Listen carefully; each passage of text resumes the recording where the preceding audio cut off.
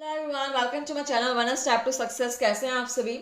बहुत बहुत स्वागत है आपका मेरे चैनल पर फिर से एक बार। और जहां पर आप लोगों के लिए हम हिस्ट्री के बहुत ही बेहतरीन क्वेश्चंस लेकर आ चुके हैं। तो फिलहाल हम यहाँ पे तैयारी कर रहे हैं हमारे जो सोशल साइंस का जो हमारा टॉपिक है, Indian politics, Indian history and art culture, geography, इन सभी के क्वेश्चंस यहाँ पे आपको कराए जा रहे हैं। और आप किसी भी एग्जाम की तैयारी कर रहे हो, बिल्कुल ये आप लोगों के लिए बहुत ही हेल्पफुल रहने वाले हैं। तो फिलहाल यहाँ पर आपको इंडियन हिस्ट्री के हम कुछ क्वेश्चंस कराएंगे। आज सच को स्टार्ट करते हैं। और पहला क्वेश्चन देखिए क्या है, 115 नंबर क्वेश्चन है। किस राष्ट्रकूट शासक ने एलोरा के पर्वतों को काट कर प्रसिद्ध प्रसिद्ध कैलाश मंदिर का निर्माण करवाया? ऑप्शंस है इंद्र तृतीय, कृष्ण तृतीय, कृष्ण प्रथम, इंद्र प्रथम। और हर एक क्वेश्चन को आप नोट करते जाएंगे क्योंकि हर एक क्वेश्चन बहुत ही इंपॉर्टेंट है, किसी ना किसी एग्जाम में पूछा गया है। ठीक है।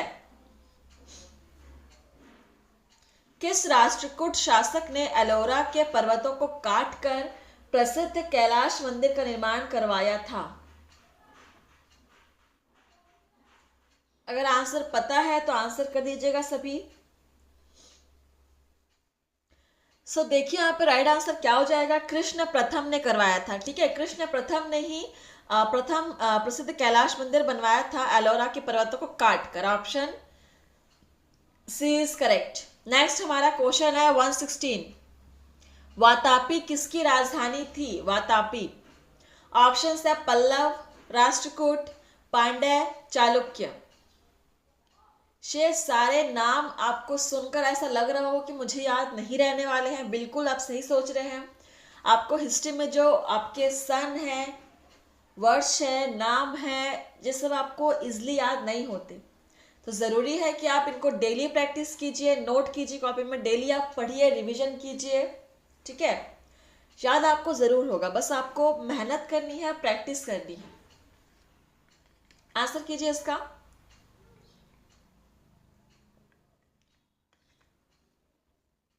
वातापी किसकी राजधानी थी? यहाँ पे राइट आंसर हो जाएगा चालुक्य। वातापी चालुक्य की राजधानी थी। Option D is correct. Question number 117। स्थानीय स्वशासन किसके प्रशासन की मुख्य विशेषता थी? ऑप्शन है चोल, चालुक्य, राष्ट्रकूट, पाल। तो स्थानीय स्वशासन किसके प्रशासन की मुख्य विशेषता थी? देखिए बहुत ही अच्छा क्वेश्चन है। और क्लास को सब्सक्राइब करना मत भूलिएगा। ठीक है, क्लास का टाइमिंग सभी को पता है, सुबह 9 बजे हम डेली आपको प्रोवाइड कराते हैं प्रैक्टिस सेशन। तो यहाँ अगर आप चाहे तो बेल आइकन को प्रेस कर लीजिएगा, आपको डेली टाइम पर नोटिफिकेशन प्रोवाइड होते रहेंगे। ठीक है। और देखिए यहाँ पे राइट आंसर क्या हो जाएगा, जो राष्ट्रीय स्थानीय स्वशासन है वो चोल वंश की मुख्य विशेषता थी। ठीक है, चोल वंश के प्रशासन की मुख्य विशेषता थी। Option first is correct. Next question number 118। Brihadeshwara मंदिर का निर्माण किसने करवाया था? बृहदेश्वर मंदिर का निर्माण किसने करवाया था?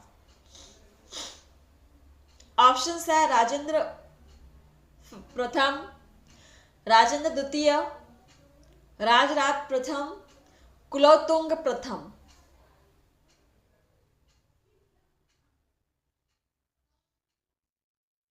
बृहदेश्वर मंदिर का निर्माण किसने करवाया था?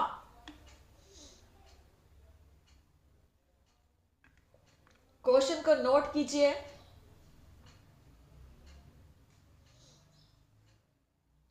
यहाँ पे सही आंसर हो जाएगा राजराज प्रथम। ठीक है, राजराज प्रथम। Option C is correct. Next question number 119। Elephanta गुफा मंदिरों का निर्माण किस राजवंश के शासन काल में हुआ? ऑप्शन है Pala, Chalukya, Chola, Rashtrakuta. Indian history and art culture के आपके बहुत ही बेहतरीन क्वेश्चंस आप यहाँ पे सॉल्व कर सकते हो। बस आपको डेली क्लास अटेंड करना है। ठीक है, कोई भी क्लास आप मिस मत कीजिए। आपकी प्रैक्टिस हम करा रहे हैं। तो एलिफेंटा गुफा मंदिरों का निर्माण जो है वो राष्ट्रकूट राजवंश के शासन काल में हुआ है। ठीक है, राष्ट्रकूट, ऑप्शन यहाँ पर D is correct. Next question number 120, Mahabalipuram के रथ मंदिर का निर्माण किसने करवाया था? ऑप्शन है नरसिंह वर्मन प्रथम, नरसिंह वर्मन द्वितीय, महेंद्र वर्मन, सिंह विष्णु। महाबलीपुरम के रथ मंदिर का निर्माण किसने करवाया था?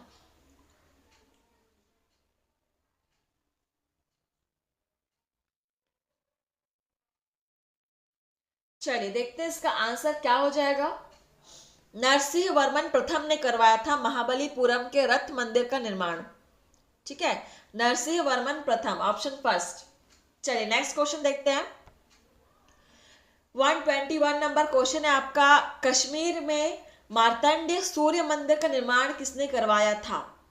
ऑप्शन है दिद्धा, संग्रामराज, लालितादित्य मुक्तापीठ, संग्रामराज। तो यहाँ पे दो ऑप्शंस जो है वो सेम है। ठीक है, चलिए सो यहाँ पे दोनों ऑप्शन को हम काट देते हैं। अब आपको ए और सी में आंसर करना है, तो हमने थोड़ा सा इजी कर लिया आप लोगों के लिए क्योंकि दो ऑप्शन बिल्कुल सेम थे और दोनों ही गलत हैं। ठीक है, तो कश्मीर में मार्तंड सूर्य मंदिर का निर्माण किसने करवाया था? तो देखिए यहाँ पे सही आंसर आपका हो जाएगा लालितादित्य मुक्तापीठ, इसने करवाया था कश्मीर में सूर्य मंदिर का निर्माण। चलिए नेक्स्ट क्वेश्चन 122 नंबर क्वेश्चन है हमारा, मोहम्मद बिन तुगलक ने अपनी राजधानी दिल्ली से कहां हस्तांतरित की? ऑप्शंस है वारंगल, दौलताबाद, हम्पी या लाहौर। ऐसे क्वेश्चन है फ्रेंड्स जो किसी ना किसी एग्जाम में आए हुए हैं, आपको यहाँ प्रैक्टिस कराए जा रहे हैं, प्रीवियस ईयर क्वेश्चंस है। चलिए तो बताइए इसका आंसर क्या हो जाएगा।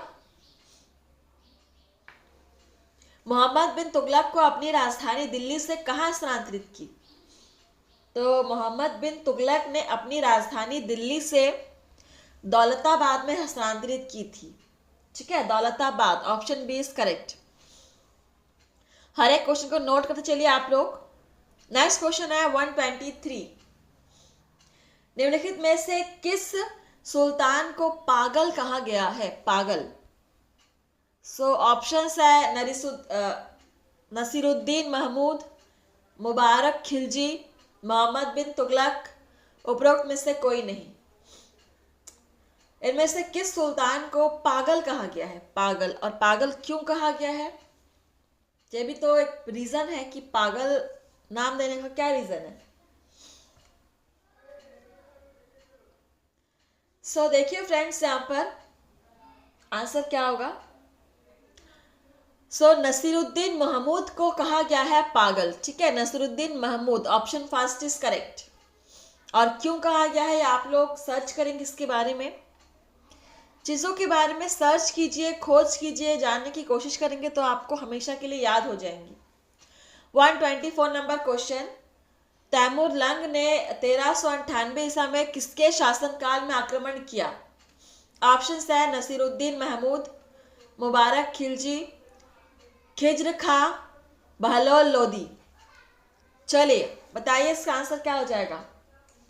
124 नंबर क्वेश्चन। क्लास को शेयर करना मत भूलिएगा फ्रेंड्स। यहाँ पे किसी भी एग्जाम्स की आप तैयारी कर रहे हो, ठीक है, यूपीएससी, एसएससी, इसके अलावा टीजीटी, पीजीटी, किसी प्रकार के टेट की तैयारी कर रहे हो, तो हर तरह के एग्जाम्स के लिए क्वेश्चंस आपके बहुत काम आने वाले, क्योंकि सोशल साइंस का जो टॉपिक है वो आपका हर एग्जाम में सेम क्वेश्चन से आपको रिपीट होते हैं। बस क्वेश्चन का पैटर्न थोड़ा सा घुमा देता है, थोड़ा घुमा फिरा क्वेश्चन पूछता है, पर पढ़ना आपको वही चीज़ें हैं, वही चीज़ आपके क्वेश्चन में आनी है एग्जाम में। ठीक है, सो देखिए यहाँ पे 124 तैमूर लंग ने 1398 में किसके शासनकाल में आक्रमण किया? नसीरुद्दीन महमूद के शासनकाल में ही आक्रमण किया था। Option first is correct.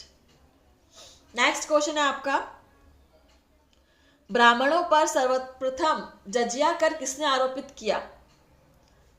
Question number 125 है, जजिया कर किसने आरोपित किया था ब्राह्मणों पर? इल्तुतमिश, बलबन, फिरोज तुगलक या अलाउद्दीन खिलजी? यह बहुत ही इंपॉर्टेंट है। जजिया कर से एग्जाम में बहुत क्वेश्चंस आते हैं। तो ब्राह्मणों पर जजिया कर आरोपित करने वाला कौन था? फिरोज तुगलक। ठीक है, option C is correct, Firoz Tughlaq था।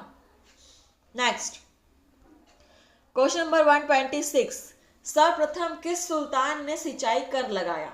सिंचाई कर।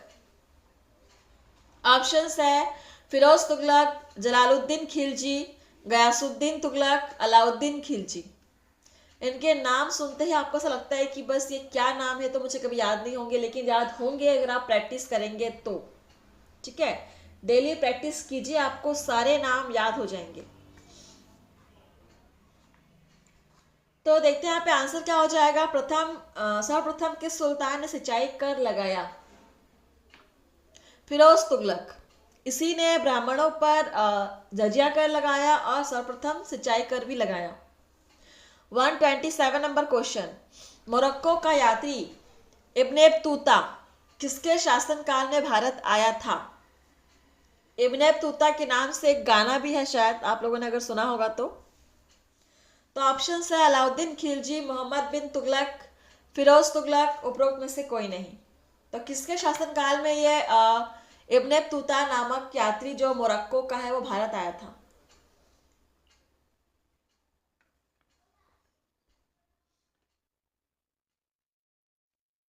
देखते हैं इसका आंसर क्या हो जाएगा। मोहम्मद बिन तुगलक के शासनकाल में भारत आया था। Option B is correct, Mohammad bin Tughlaq. Question number 128, Delhi के किस सुल्तान ने अपनी आत्मकथा लिखी?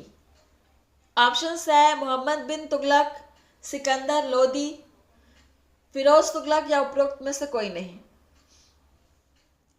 दिल्ली के किस सुल्तान ने अपनी आत्मकथा लिखी?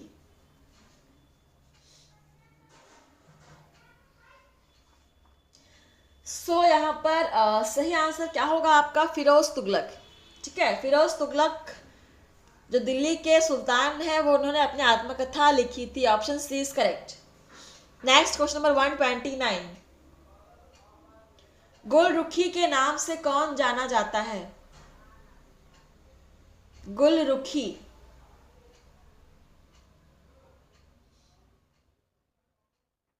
ऑप्शन है सिकंदर लोदी, अर्जुन देव, फिरोज तुगलक, उपरोक्त में से कोई नहीं।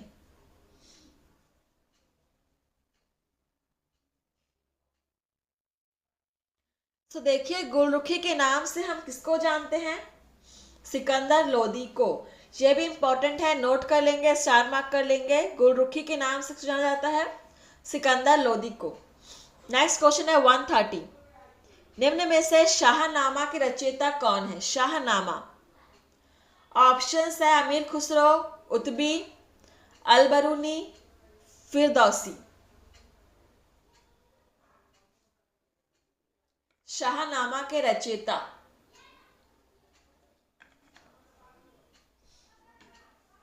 आप कमेंट्स करके बताएंगे सेशन आपको कैसा लग रहा है। ठीक है, और जितना हो सके आप क्लास को शेयर कीजिएगा फ्रेंड्स, लाइक कमेंट करना मत भूलिएगा। तो देखिए, शाहनामा के रचयिता जो है वो है फिरदौसी। फिरदौसी जी ही रचयिता है शाहनामा के। Option D is correct. 131 number question, Mohammad Ghori ने 1192 ईसा में हुए तराइन के द्वितीय युद्ध में किस शासक को पराजित किया? ऑप्शन है दाहिर, जयचंद, पृथ्वीराज चौहान, लक्ष्मण सेन। और ये बहुत ही इंपॉर्टेंट क्वेश्चन है ये। इसका आप हिस्ट्री आपने टीवी में देखा भी होगा। मोहम्मद गौरी के बारे में आपने सुना होगा। इन्होंने 1192 में हुए तराइन के द्वितीय युद्ध में, ठीक है, तराइन के द्वितीय युद्ध में किस शासक को पराजित किया? और बिल्कुल सभी ने सही आंसर किया, पृथ्वीराज चौहान को पराजित किया। Option C is correct. Next question है 132। लाल बख्श किसे कहा जाता था? लाल बख्श। ऑप्शंस है कुतुबुद्दीन ऐबक, फिरोज शाह तुगलक, इल्तुतमिश, अलाउद्दीन खिलजी। लाल बख्श।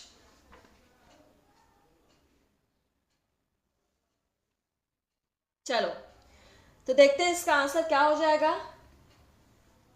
लाल बख्श है जो कुतुबुद्दीन ऐबक को कहा जाता था, ठीक है, कुतुबुद्दीन ऐबक।